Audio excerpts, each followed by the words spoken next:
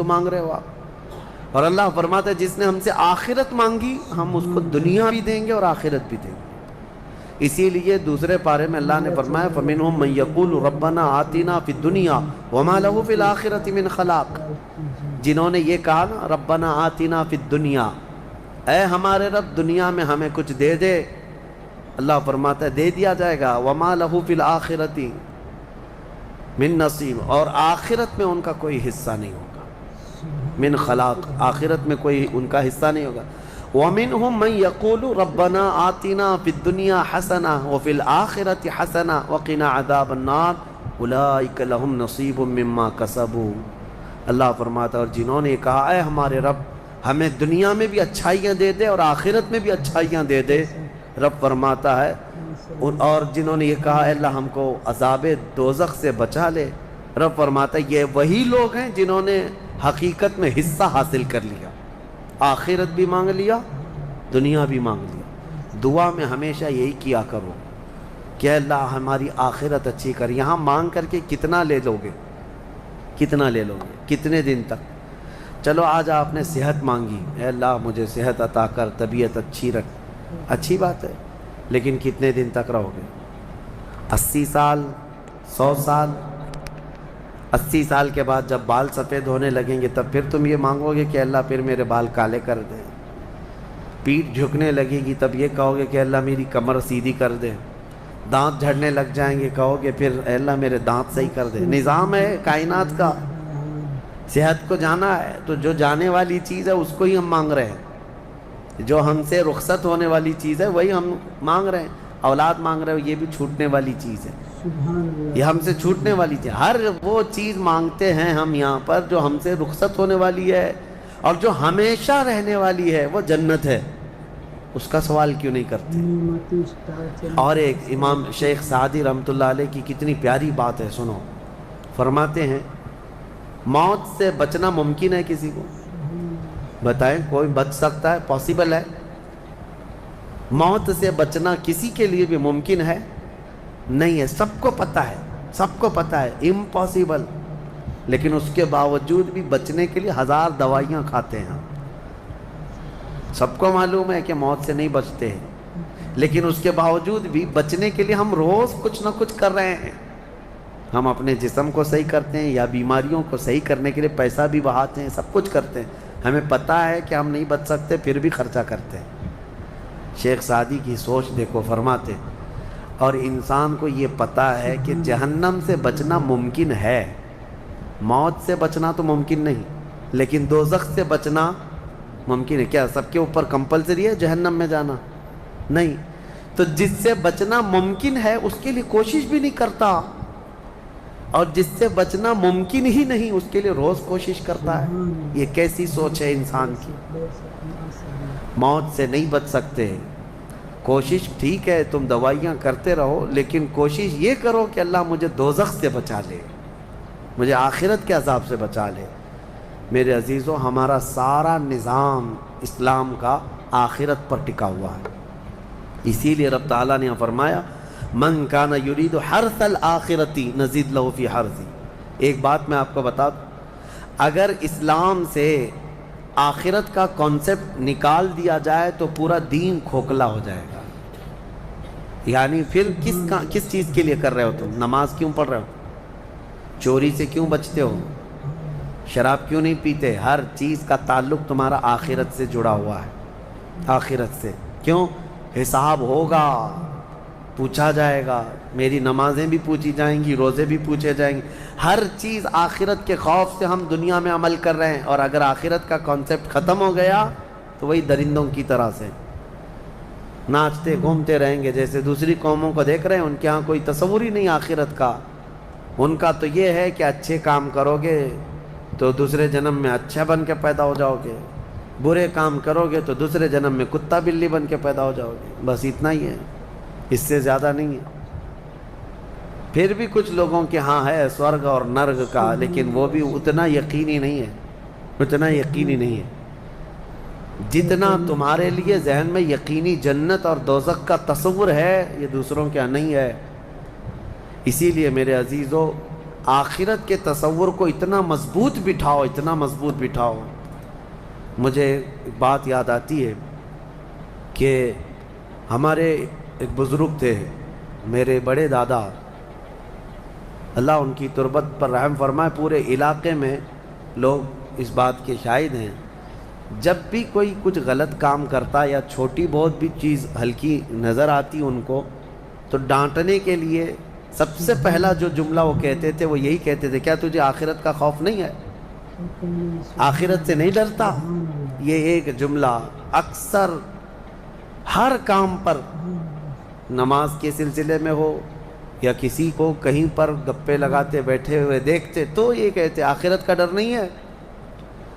یہ ان بزرگوں کا شیوا رہا ہے، اولیاء اکرام کا طرہ امتیاز رہا ہے کہ وہ اپنے سارے اعمال آخرت کے خوف پر رکھے ہوئے ہیں۔ حضرت حاتم اعصم رضی اللہ تعالیٰ عنہ بڑے پائے کے بزرگ ہیں، فرماتے ہیں نماز جب پڑھتے تھے تو کہتے میرا تصور یہی ہوتا ہے، میرا تصور یہی ہوتا ہے کہ موت میرے گردن کے پیچھے، ملک الموت یہی ہے، یہ سوچتا ہوں کہ اب آخری نماز ہے، میری آخری نماز ہے، اور دونوں طرف میرے جہنم کے گڑھے ہیں، ادھر بھی ادھر بھی ہے، میں اگر تھوڑا سا بھی ہل جاؤں تو ہو سکتا ہے ادھر کے گڑھے میں یا ادھر کے گڑھے میں، اور پیچھے ملک الموت ہے، موت ہے، اور سامنے رضائے الہی ہے اور جنت ہے، میں بڑھنے کی کوشش کر رہا ہوں۔ اس تصور کے ساتھ وہ نماز پڑھتے تھے، اس تصور کے ساتھ، اور سجدے میں جاتے تو یہ کہتے کہ میرا آخری سجدہ ہوگا، ملک الموت پیچھے ہی کھڑا ہے میری گردن کے پاس، اور اگر میں تھوڑا بہت ہل گیا تو ادھر بھی دوزخ ہے، ادھر بھی دوزخ ہے، سامنے کی طرف مجھے پورا تصور جمانا ہے، رضائے الہی ہے اور جنت میری یہاں ہے۔ تو ان کے سارے تصورات ہر کام میں آخرت پر ڈیپینڈ تھے۔ میرے عزیزو، آج لوگوں میں جو بد عملی آئی ہے اس کی ایک بڑی وجہ یہی ہے، ہمارے بچوں میں اور نوجوانوں میں آخرت کا ڈر کم ہو گیا، ڈر کم ہو گیا۔ یہ جتنے بھیانک گناہوں میں آج ملوث ہیں، ان کو ڈر نہیں ہے، ان کو خوف نہیں ہے۔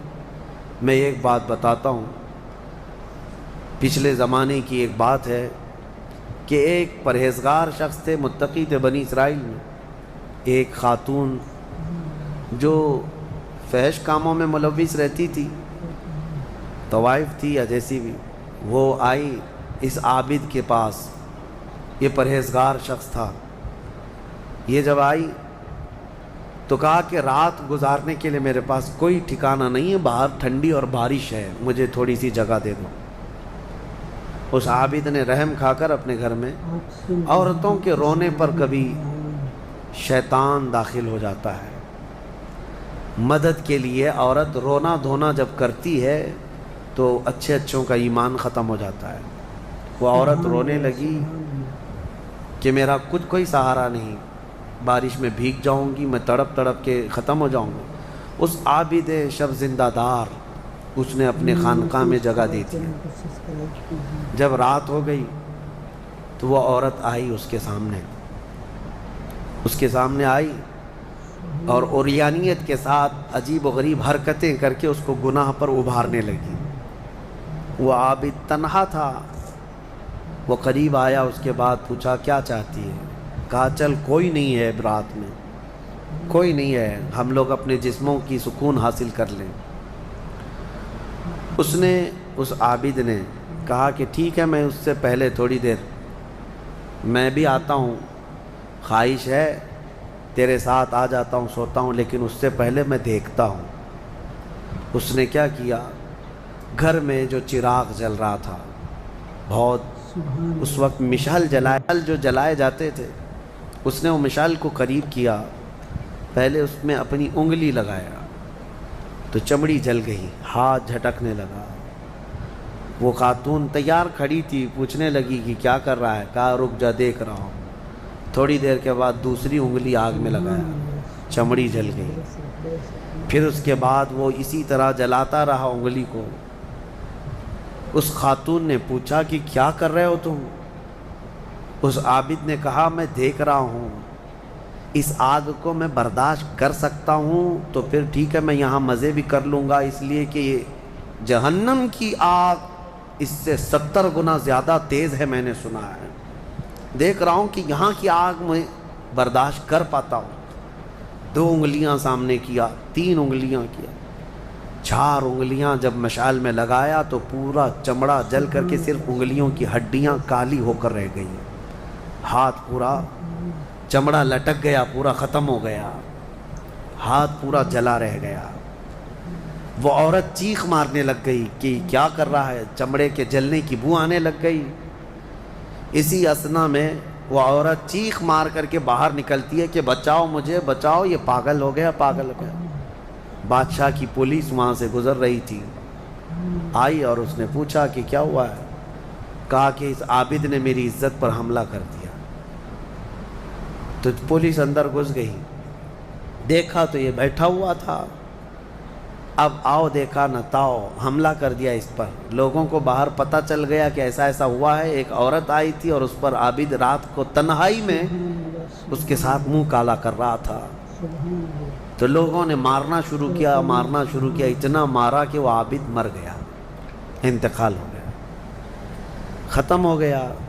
اب مسئلہ یہ ہے کہ اب لوگوں میں یہ بات پھیل گئی کہ اتنے سالوں جس کو ہم نے عبادت میں دیکھا تھا وہ ایک عورت کے چکر میں آخری وقت بہک گیا اور منہ کالا کر لیا۔ اب اس کے بعد اس کو اٹھاتے ہیں، اٹھا کر کے قبرستان میں جب دفن کرنے کے لیے رکھا گیا، قبر میں جیسی رکھتے ہیں اس قبر میں تیز خوشبو بھر چکی ہے، ہر جگہ سے خوشبو کے جھونکے آ رہے ہیں۔ لوگوں نے کہا یہ بدکار آدمی کی قبر میں اتنی خوشبو کہاں سے آ رہی؟ اس کو دفن کر دیا اور یہ بات مشہور ہونے لگ گئی۔ بادشاہ خود بھی آیا، پوچھا یہ کیا مسئلہ کیا ہے؟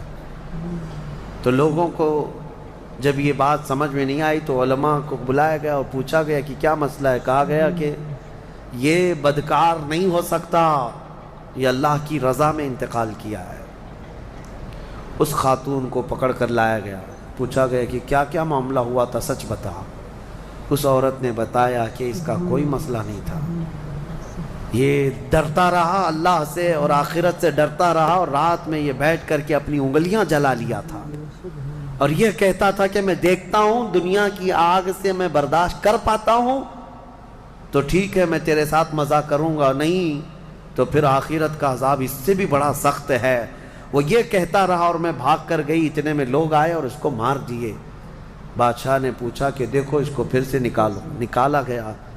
اس خاتون کے بتائے ہوئے اعتبار سے جب دیکھا گیا تو اس کا ہاتھ جلا ہوا ویسے ہی موجود تھا، جلا ہوا ہاتھ ویسے ہی موجود تھا جیسے اس عورت نے واقعہ سنایا تھا۔ پھر لوگوں نے بہت توبہ کی کہ اس کو مارنے کا کیا گناہ تھا، اس کا جرم تھا، لیکن بہرحال وہ شہید تھا۔